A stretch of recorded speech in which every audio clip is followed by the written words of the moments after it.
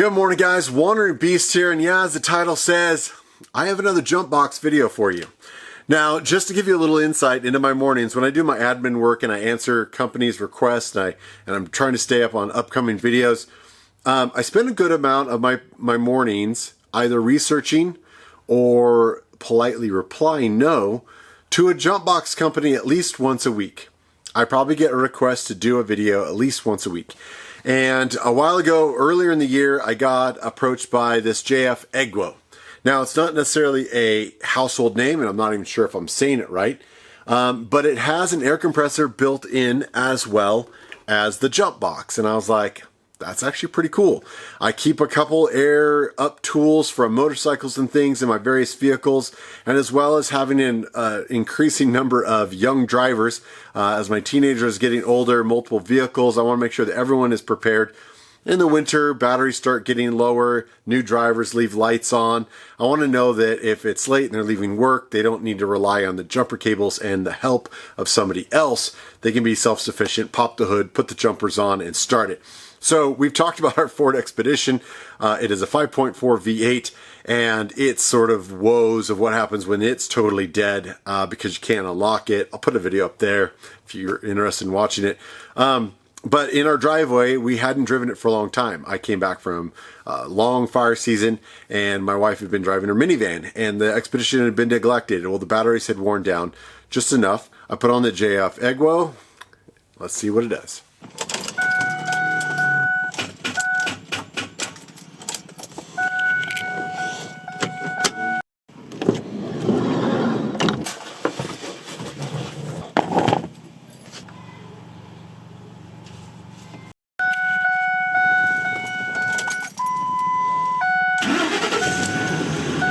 Alright, fired right up. The Egwo is perfect. I can leave it in the Expedition, as well as take out a very old and tired motorcycle air up compressor that I used to leave in there. In fact, I tried airing up a tire we had a screw in, and I left it going for like, I don't know, 20 minutes. And it still wasn't putting enough air in there, and I think that compressor is shot.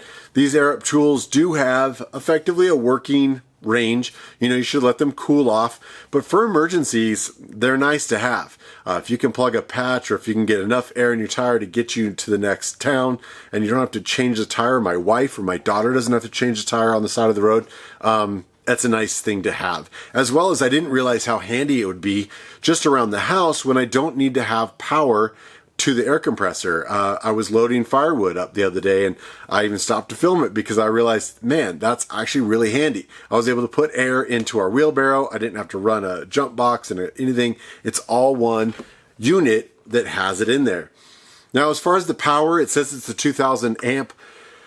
So the other day when the bus was a little slow on the go, I think the Odysseys are starting to get a little bit old. I haven't treated them that well. And let's see what happens when I put it on the bus. Alright, wasn't expecting this morning. Not gonna fire up. Let's see if the little thing can start the bus.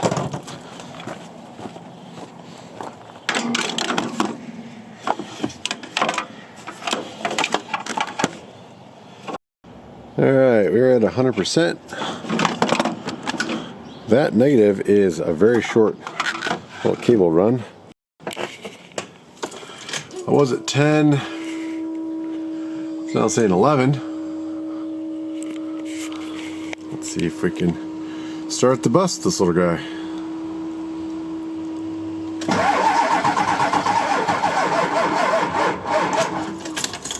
Oh, maybe not.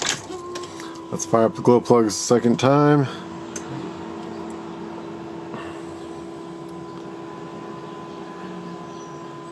Wait for it. There we go.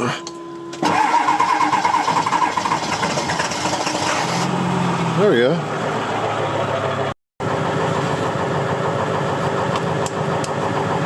Alright. Well, the problem is it's not turning on. I was going to see how much juice it took to start the bus, but I might have to go charge it now. As you can tell, I was super surprised. That 7.3 turbo diesel did start. Now, it was just on the cusp of not being able to start. This was not a fully dead anything. But as you also saw, this thing shut down. It was like, I don't like that. Whatever just happened, I don't like it. But as soon as I put the plug and the charger back on, it fired right back up, charged up to 100%, and I've used it multiple times since then. So that's pretty cool. Now let's talk about the compressor. The compressor is actually a decent little compressor. I tried in this upcoming video where I'm comparing different air pumps, airing up the bus. What happens if you take a 235/85 R16 and you bring it down to 20 PSI and you want it back to 60 for highway pressures, and this is all you have. All right, we're 20.5. That's pretty good. We're gonna see if the JF Egwo, see what it does to get me back to, let's just say 60. It's kind of a standard highway pressure. Most of the time in the winter I'm rolling around 40, but when I hit the backcountry I try to take it down to 20. Now I will say their gauge puts me at under 20, almost just above 16. Well, sorry about the noise, guys. It is a real world test here. Got garbage guys going by. It is garbage day here. We're just under 20, just over 15 PSI according to the gauge here, and I did want to show you that it is fully charged at 100%. We're going from basically 20-ish up to 60, and we're going to see how long it takes. Try to do this somewhat scientific for you. Stopwatch, and it's on.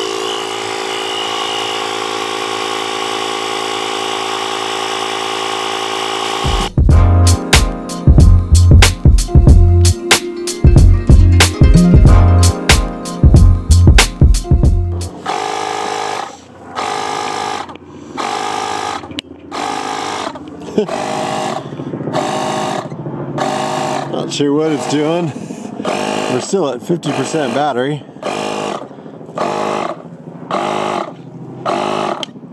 Almost to 60. Well, there you go. 15 minutes. It was doing it. It wasn't happy doing it. In fact, probably the thermal cutoff was shutting it down, would be my guess. Even a lot of other air compressors will have what they call a duty cycle, and even this really impressive compressor I've got says only to run it for 15 minutes before you cool off. So if you buy really nice compressors, ARB for your vehicles, they will have what they consider 100% duty cycle. Just let them go. All right, like everything, it comes in a cool little carrying bag, but let's take a look at what's in the bag because I was kind of impressed. All right, guys, pretty basic little unit here. On-off switch for the air compressor. There is a flashlight on the side, standard jump piece in the back. I was nicely surprised that this extra rubber piece and just sort of braided line does keep it protected. You can run it out that way. You do have 2 USB charging. Turn it on, it will let you know you're at 100%, so you can charge your cell phone in an emergency, things of that nature. Once it's turned on, then you can activate the compressor. I will say it's pretty similar to a lot of the very small compressors I've used. Again, be wary about how long you are running it. Just make sure it doesn't overheat, but it does appear to have its own thermal cutoff and will sort of save the pump if that's happening. Alright guys, you've been watching the channel for a long time. You know, moto pumps, I was a huge proponent of those for motorcycles, so these also came into a lot of my vehicle preparedness kits. And just to show you the size of this guy, a little bit chunkier than a standard pump, but of course you're getting a pump and a jump box in one. Alright, let's talk about some of the things you get. Obviously, you're going to get some jumper cables. My biggest complaint with this is this grounding one is extremely short. So depending on how you have to have this oriented, you may see it in the clip when I do it with the bus. It was very sort of awkward to get this on the negative cable because it was just so short. The nice thing is these are synonymous all over Amazon. You can pick up your own jumper cables pretty much for a couple bucks, about $8, $9. There are 2 ways of charging it. You've got a 110, you've got the DC outlet. Alright guys, at the end here, you've got the basic sort of screw-on style chuck that will screw on to your hose. So if you need to, it does have a female attachment, and on the other end is kind of what your bike pump would be. So if you need to fill up any of the kids' bikes, your bike, anything like that, I thought that was a nice touch. Of course, it does have the standard features of all the, you know, summer inflatables, sleeping pads, basketballs, all that sort of stuff automatically comes with it. And then as well, which I thought was a neat idea, is you also get a little wire brush. Oftentimes when your battery's having a difficult time and it's an older battery and there's corrosion around the battery terminal, so if you're jumping yours or someone else's vehicle and you see that, go ahead and clean it up and you can get a much better contact to make sure that you get a good jump start. All right, guys, we're going to wrap up the jump box air compressor video. JF Egwo, new brand to me. I've been impressed. It's been holding up so far. Like I said, haven't had it quite a year, but almost a year, and it's got a lot of work in that time. I'm looking towards trying to get every vehicle we have set up so I'm not always moving stuff around, and just taking a specific vehicle for a certain trip so that everyone, if they grab our van, if they grab our Expedition, and my daughter's at the store and it doesn't work, she's got the tools there necessary, and I don't have to go grab my stuff out of my truck because it's already there. So if you're looking for another one, I'll put links down below. Thanks for watching, guys. This is Wandering Beast. We'll see you down the road.